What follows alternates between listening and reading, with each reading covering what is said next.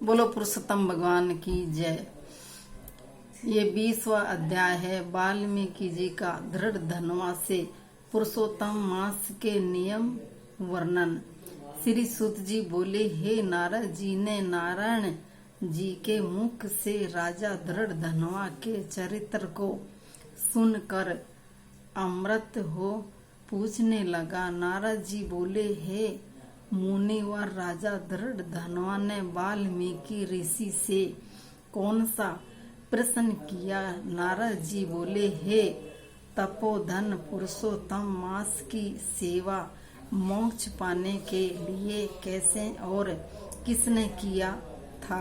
दान की विधि क्या है? पूर्व जन्म में सुतवे ब्राह्मण के रूप में मैंने इसी विधि पूर्वक सेवा करी थी, जिससे मेरा पुत्र जीवित हुआ था। हे तपोधन, इस जन्म में उसके नियम को मैं भूल गया हूँ। अब उसकी विधि विस्तार से सुनाइए। वाल्मीकि जी बोले, इस मास के प्रथम दिन से प्रातः काल उठकर ब्रह्म को नमस्कार करते हुए एक बड़ा सा जल पात्र लेकर नियंत्रिय दिशा की ओर जावें।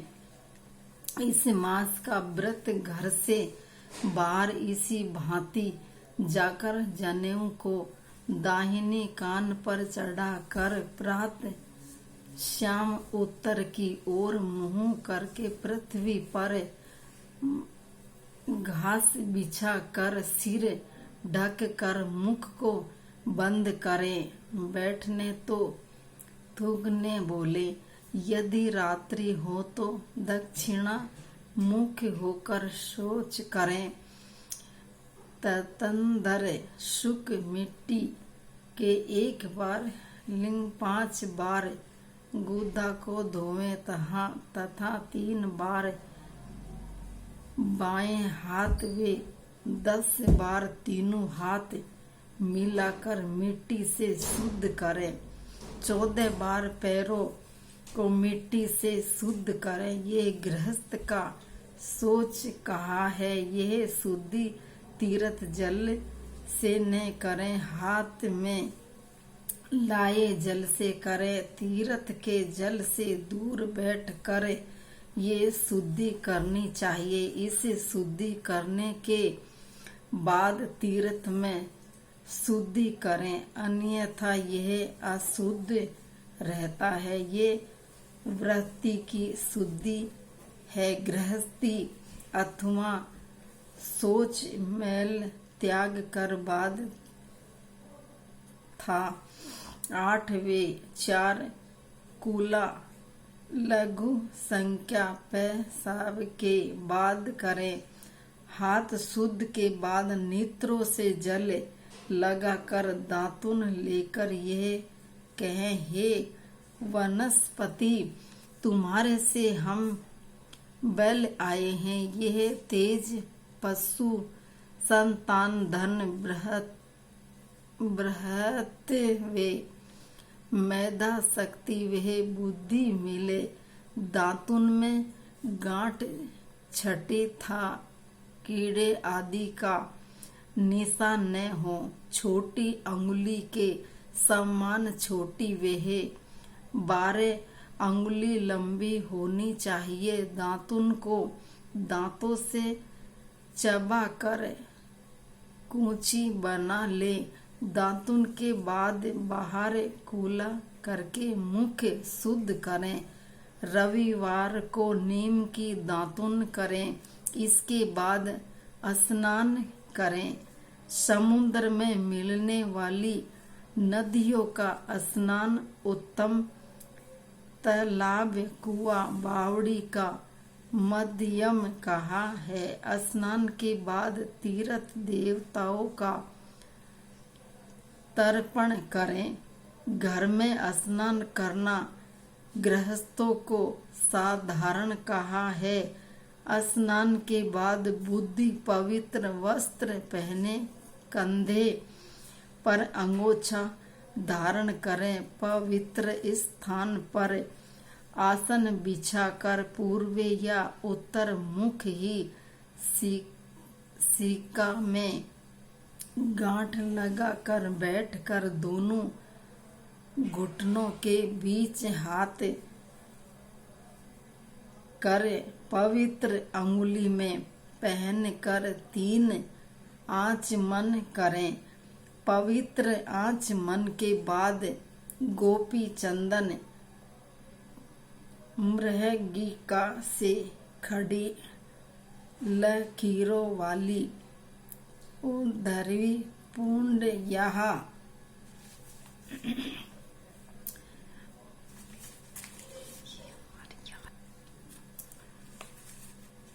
आधी लकीरों वाली त्रिकुंड करे दोनों के मध्य में बिंदी लगाकर तिलक करें।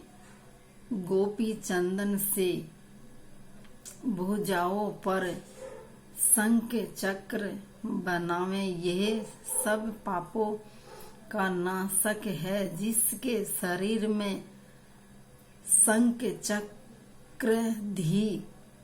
दिखते हैं वह मनुष्य केवल मरण धर्मा ही नहीं, वे भगवान का शरीर होता है। उस माध्यम के पाप भी चक्राधि धारण से पुण्य बन जाते हैं।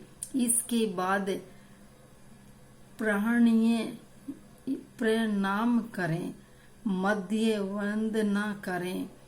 प्रातः संध्या तारों के रहते विधि पूर्वक करें। गायत्री जप करना। सूर्य उदय होने पर मंत्र से हाथ जोड़ दर्शन करें। उपस्थिति करता हुए धारिये दे। सायंकाल अपने पांव था पृथ्वी को नमस्कार करें। दिन भर की कमी के लिए यस समृत्या मंत्र बोल कर क्षमा मांग। दिन के पहले भाग में अपने नित्य कर्म को करके पुण्य श्री पुरुषोत्तम भगवान की आराधना करें। लंबी पूती शुद्ध भूमि में मन वाणी को वश में करके एक चौकोर यह गोल मंडप बनाएं। चौकी पर चावलों से 8 दिन कमल बना कर उस पर सोने चांदी तांबे अथवा मिट्टी का कलश शुद्ध तीर्थ जल से भर कर रखे। कलश के स्थान पर के बाद उसमें तीर्थों का आह्वान करें। तंत्र गंध पुष्प धूप दीप से मंत्र बोलता हुआ पूजन करें। उसके ऊपर वस्त्र से ढका तांबे का पात्र रखें जिस पर श्री राधा कृष्ण की सुवर्ण प्रतिमाओं स्थापित करके उनका यथाशक्ति पूजन करें। पुरुषोत्तम मास के देवता श्री पुरुषोत्तम ही हैं। इस मास में पुरुषोत्तम भगवान का पूजन परम कर्तव्य है। मनुष्यों को बार बार ग्राम धन पुत्र घर आदि तो प्राप्त हो जाते हैं किंतु ये देह फिर नहीं मिलती। इसलिए इसकी धर्म के लिए रक्षा करें। माता स्त्री पुत्र पिता आदि कोई भी सहायता नहीं करते। केवल धर्म ही सहायक हैं। बुढ़ापा सिंगनी के समान मनुष्य को डराता है। रोग व्याधि पूर्वे शत्रु ही आयु नित्य।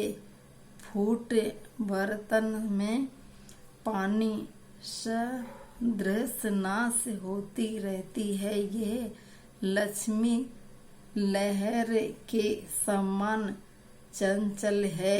यौवन फूल सदृश मुरझाने वाला है। सांसारिक सुख सवन सदृश निरर्थ है। इस प्रकार धन ऐश्वर्य मन तथा सांसारिक सुख सब चलायमान है। अंत इनसे वैराग्य प्राप्त करके धर्म करने में लग जावें, जिसे समय धन मन तथा पात्र दान लेने वाला योग्य मिले जावे। तब मनुष्य को दान में देर नहीं करनी चाहिए। इसी में बुद्धिमानी है। बहुत से धन से तो होने वाली अनेकों धर्म हैं, किंतु पुरुषोत्तम मास में किया थोड़ा धर्म भी महान हो जाता है। स्नान दान भगवत कथा में बैठकर विष्णु भगवान का मनन करते रहना चाहिए।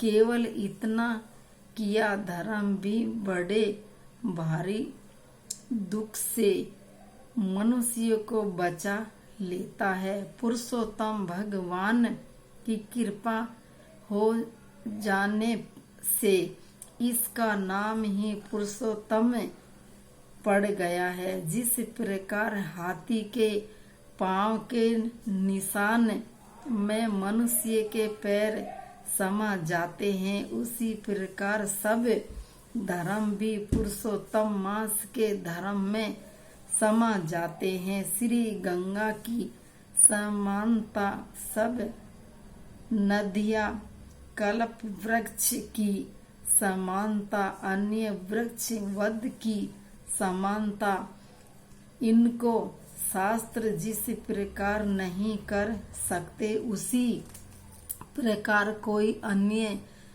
महीना पुरुषोत्तम मास की समानता नहीं कर सकता। पुरुषोत्तम मास के देवता पुरुषोत्तम ही है, इसलिए श्रद्धा भक्ति से इनकी पूजा व्रत करें। ये 20वां अध्याय पूरा होता है।